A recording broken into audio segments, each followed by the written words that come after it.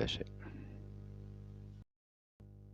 مغني الراب الجنوب أفريقي كوستاتيتش سقط فجأة وأغمي عليه في أثناء غنائه على خشبة المسرح في جوهانسبورغ، لكن رغم ذلك واصل تيتش الغناء قبل أن يسقط مرة ثانية مغشيا عليه، وذلك خلال مهرجان إلترا ميوزك في جنوب إفريقيا.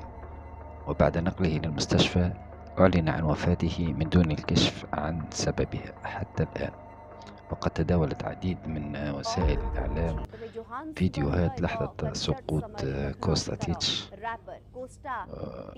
في المرة الأولى، ثم نهض وحاول أن يواصل الغناء، لكن سقط مغشيا عليه للمرة الثانية أمام جمهوره. وبينما لم توضح عائلة كوستاتيتش السبب وراء وفاته، إلا أن وسائل إعلام محلية أكدت أن سبب وفاته هو إصابته بجلطة دماغية استوجبت نقله على وجه السرعة إلى أقرب مستشفى، لكن الموت كان أسرع منه.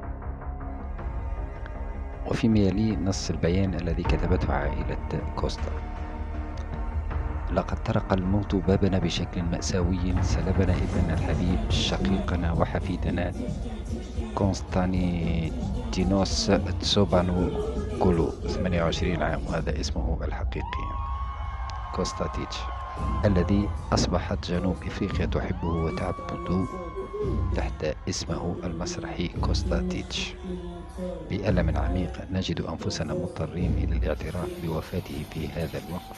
نشكر خدمات الطوارئ وجميع الحاضرين في ساعته الأخيرة على هذه الأرض. كعائلة نواجه وقتا عصيبا حيث نحاول فهم ما حدث لنا، ونطلب أن يوفر الوقت والمساحة لنجمع أنفسنا.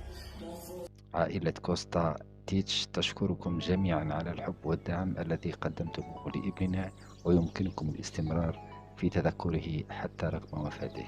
أرجوكم لا تنسونا بدعائكم ولترتفع روحه إلى الرفيق الأعلى. هذا كان البيان الذي نشرته عائلته على الانستغرام. كوستاتيتش هو مغني راب وكاتب أغاني جنوب إفريقيا. ولد سنة 1995 وبدأ مسيرته الموسيقية في عام 2017. يشتهر كوستاتيتش بأسلوبه الفريد الذي يجمع بين الراب والقوقعة الجنوب إفريقية المعروف باسم غوم. يعد كوستاتيتش واحدا من أهم المغنين الصاعدين في جنوب إفريقيا في فن الراب والموسيقى الحضرية.